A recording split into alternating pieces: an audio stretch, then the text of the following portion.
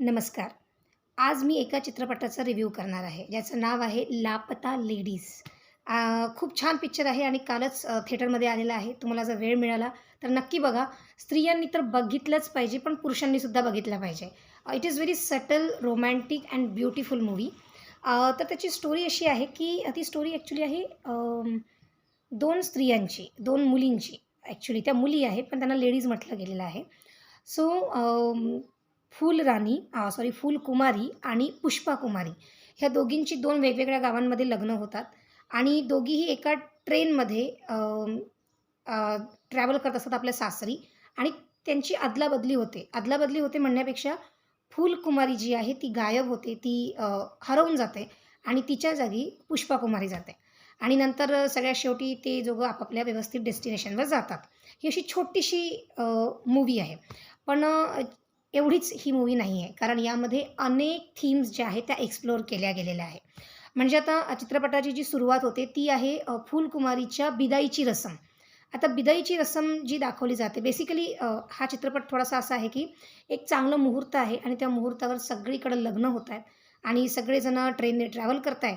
तर जेव्हा दीपक कुमार हा जो फूलकुमारीचा नवरा असतो, तो तिला घेऊन जेव्हा त्या कंपार्टमेंटमध्ये बसतो, तेव्हा लक्षात येतं, की त्या कंपार्टमेंटमध्ये 3 जोडपे आहे, म्हणजे याच्याशिवाय आणखी 2 जोडपे आहे.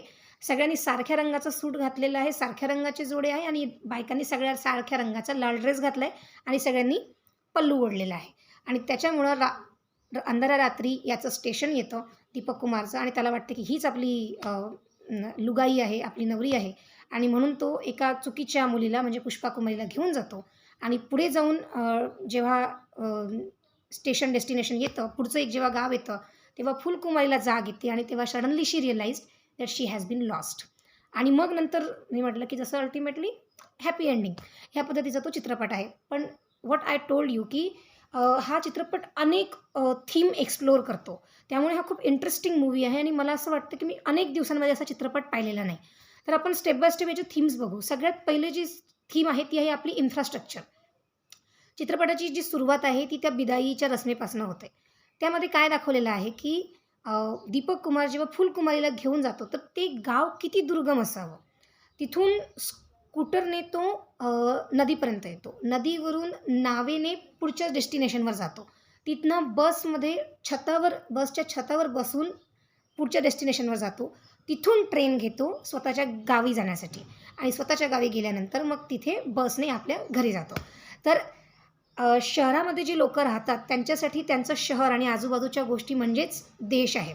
मी पुण्यात राहिलेली आहे आणि मला हे खूप चांगलं माहिती आहे, की पुण्यात राहणाऱ्या माझ्या मैत्रिणींना धान कसं उगवतात, शेती कशी केली जाते, शेतकऱ्यांना काय करावं लागतं, ह्या सगळ्या किती श्रम घ्यावे लागतात, यातलं काहीही माहिती नसतं आणि स्टिल दे फील की त्यांच्या आजूबाजूला जे आहे ते सगळं चांगलं आहे आणि हाच देश आहे आणि असंच सगळं आहे. पण असं नाही आहे. आपला देश प्रचंड मोठा आहे. प्रचंड विविधता आहे आणि निसर्गाने सुद्धा काही दुर्गम प्रदेश क्रिएट केले गेलेले आहे. त्यामुळे अजूनही असे लोक आहेत, असे देश आहेत म्हणजे माझ्या आत्याच्या गावाला अजूनही एस-टी जात नाही. सो असे खूप साऱ्या गोष्टी आपल्या देशामध्ये अजूनही आहे, की जिथे कम्युनिकेशनचं साधन नाही आहे, मोबाईलचं नेटवर्क नाही आहे. तर हे एक शहर आणि खेड्यांमधली जी एक गॅप आहे, ती गॅप हा जो मूव्ही आहे हा एक्सप्लोअर करतो. दुसरी जी थीम आहे यातली ती आहे पॅट्रियार्कियल. म्हणजे आपण म्हणू शकतो की एक च्याच बेसिसवर हा चित्रपट आहे. म्हणजे जसं की दीपक कुमार आपल्या फुलकुमारीला म्हणतो की तुम तुम्हारे गहनों का प्रोटेक्शन नहीं कर पाओगे, चोरी हो जाएगा, तो तुम मुझे दे दो. तर ती देऊन टाकते. आणि लक्षात येतं की सगळेजण पल्लू ओढतात आणि असं म्हटलं जातं की आपल्या लोकांमध्ये आणि आपल्या नवऱ्यांच्या समोरच बाईने आपला चेहरा दाखवला पाहिजे. अदरवाईज तिने फक्त नवऱ्यांचे शूज पाहायचे आणि शूज पाहता तिचा त्याच्यात मागे जायचं. म्हणजे सुरुवातीलाच एक बाई म्हणते, की "अभी शादी होने के बाद लड़की ने नीचे देखना सीखना चाहिए, ना की आगे." तर हे जे सगळं पॅट्रियार्कियल थीम आहे आणि ह्या पॅट्रियार्कियल थीममधलं सगळ्यात मस्त कॅरेक्टर म्हणजे स्टेशनवर फुलकुमारीला भेटलेली अम्मा. कारण स्टेशनवर फुलकुमारी एकटीच राहते. नवरा पुष्पा कुमारीला घेऊन निघून गेलेला असतो आणि तिथं तिला कोणी ओळखत नाही. तर तिथे एक छोटासा बुटकासा माणूस असतो. एक लंगडा अब्दुल असतो आणि एक अम्मा असते. हे तिघं मिळून तिची काळजी नाही घेत. पण तिला स्वतःच्या पायावर उभं राहायला सांगतात. हे 4 दिवसाची सगळी गोष्ट आहे आणि 4 दिवसात असं म्हणतात ना, की कभी-कभी एक लम्हा ही काफी होता है खुद को जानने के लिए. तर त्या पद्धतीचं एक रिव्हिलेशन आहे यामध्ये. पॅट्रियार्कियल थीम आहे, पण पॅट्रियार्कीचा जाच जो आहे, की जिथे पुरुष जो आहे तो आपल्याला कंट्रोलिंग कंडिशनमध्ये आहे किंवा पुरुष स्त्रीवर अत्याचार लादतोय, अशा प्रकारचं इथे काहीही नाही आहे. बेसिकली काय आहे, की पुरुष प्रधान व्यवस्था याची जी वाहक आहे, ती परंपरेने स्त्री राहिलेली आहे. म्हणजे आपण आपल्या आईकडून शिकतो, की लग्न झाल्यानंतर जोडवे घालायचे असतात, मुलीने असंच राहायचं असतं, तिने पल्लू ओढायचा असतो, तिने पुढच्यांना जी हां करायचं असतं. म्हणजे ह्या ज्या आपल्या आईला त्यांच्या आईकडून ज्या गोष्टी आलेल्या आहेत, ती ते आपल्याला संस्कारांच्या नावाखाली पास ऑन करते.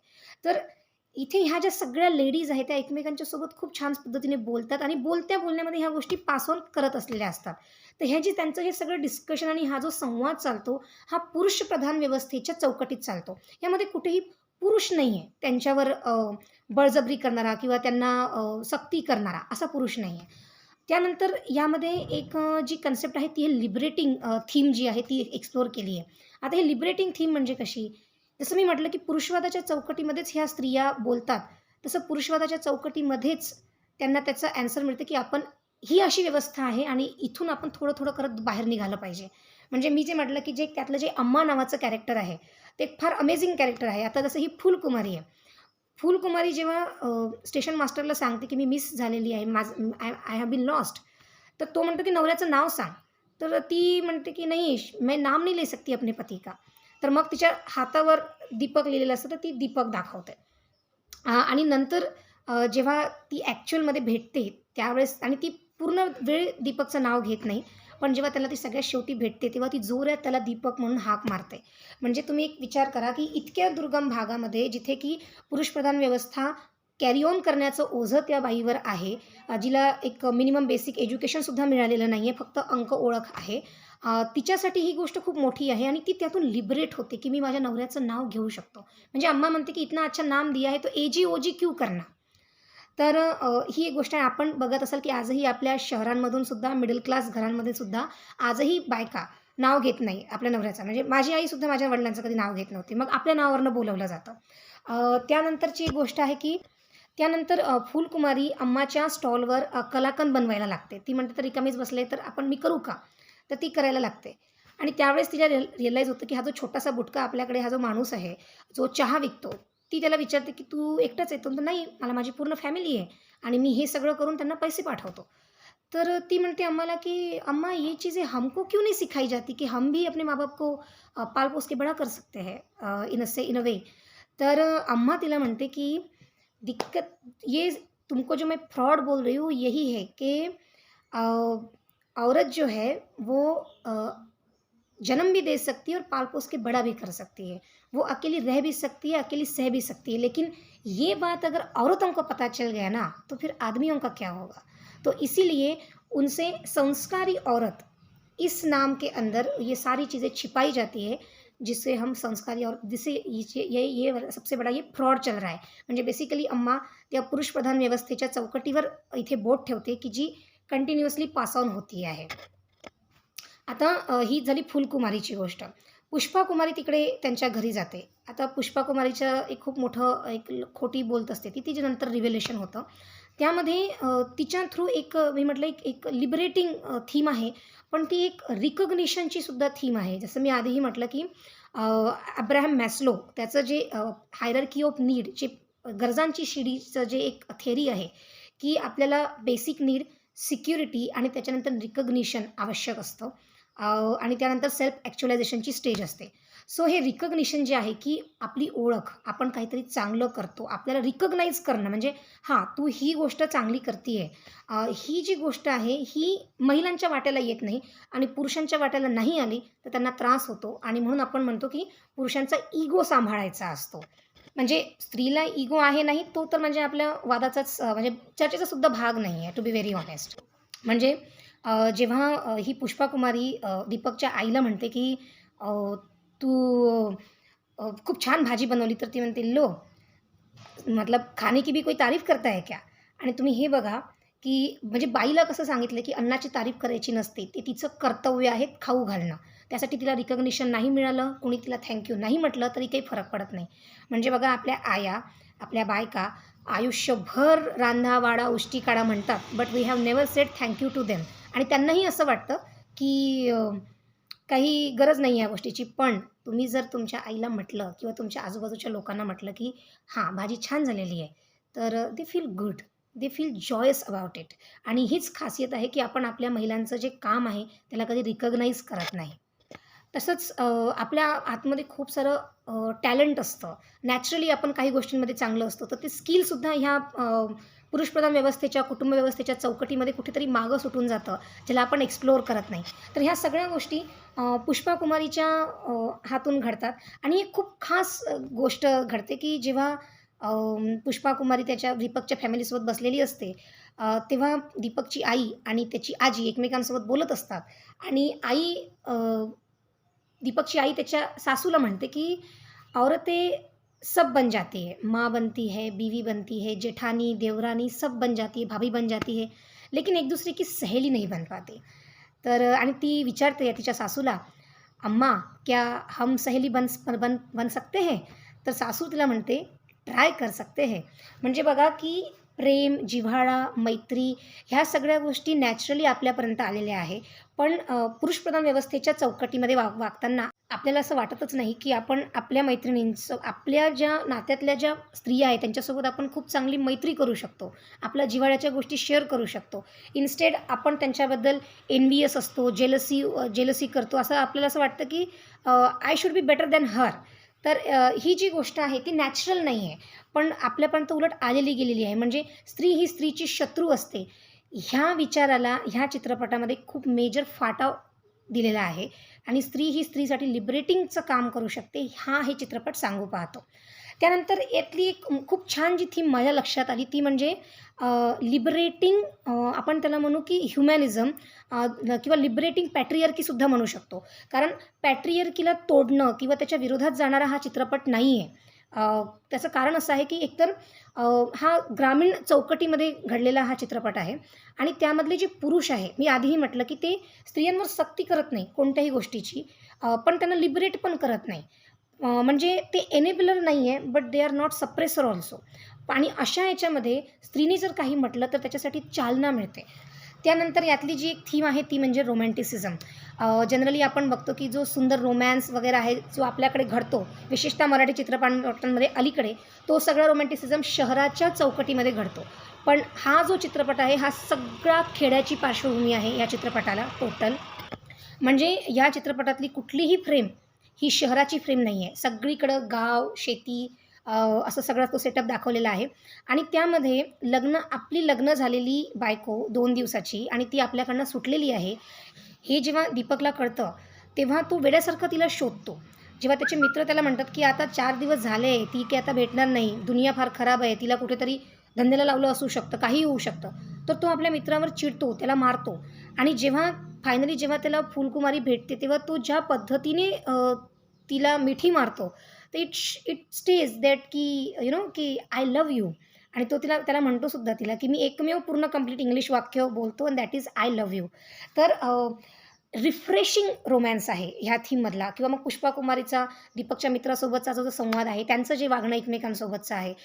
तर तुमच्या डे टू डे आयुष्यामध्ये आपण असं म्हणतो ना, की that true love is a giver love, की जेव्हा आपण प्रेम करतो, तेव्हा एकमेकांना आपण देणं शिकतो आणि आपण जर एखाद्या गोष्टीवर प्रेम करतो, तर ते प्रेम त्या व्यक्तीपुरतं किंवा त्या गोष्टीपुरतं मर्यादित न राहता ते त्याला लांघून पूर्ण जगाचं होतं, एकमेकांची काळजी घेण्यासाठीचं असतं. ह्या सगळ्या गोष्टी यामध्ये एक्सप्लोर केल्या जातात. म्हणजे जी पुष्पा कुमारी आहे, तीसुद्धा आपल्याला असं वाटू शकतं, की ती दीपकच्या प्रेमात पडू शकेल वगैरे, असं काही होत नाही. उलट त्याला दीपकची काळजी वाटते आणि जेव्हा तिच्या लक्षात येतं, की हा आपल्या बायकोला मिस करतोय, तर ती फुलकुमारीला शोधून आणते. कारण तिला ज्या गोष्टीसाठी प्रेम असतं, ते प्रेम ती सगळ्यांमध्ये शोधत असते. तर आणि सगळ्यात शेवटी मी जसं म्हटलं ना, की हे एक लिबरेटिंग आहे, पुरुष जे आहे यातले. तर जेव्हा ती पुष्पा कुमारी जेव्हा दीपकला माफी मागते, तेव्हा दीपक त्याला म्हणतो, की "सपना देखने के लिए माफी नहीं मांगनी चाहिए." तर आणि हे सगळे ग्रामीण सेटअपमधली माणसं आहे. म्हणजे पुष्पा कुमारी जेव्हा जाते तिथनं, तेव्हा तिचा सासरा म्हणतो, म्हणजे चे वडील तिला म्हणतात, की "जब खेत में फसल उगेगी तब तुम्हारी याद आएगी."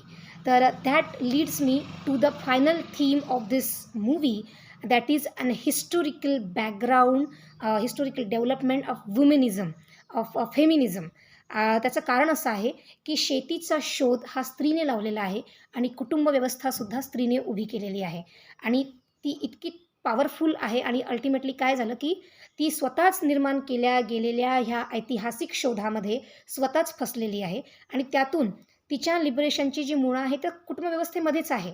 पण त्यातून तिने स्वतः डेअरिंग केली पाहिजे, स्वतः पुढं गेलं पाहिजे, स्वतः स्वप्न पाहिले पाहिजे.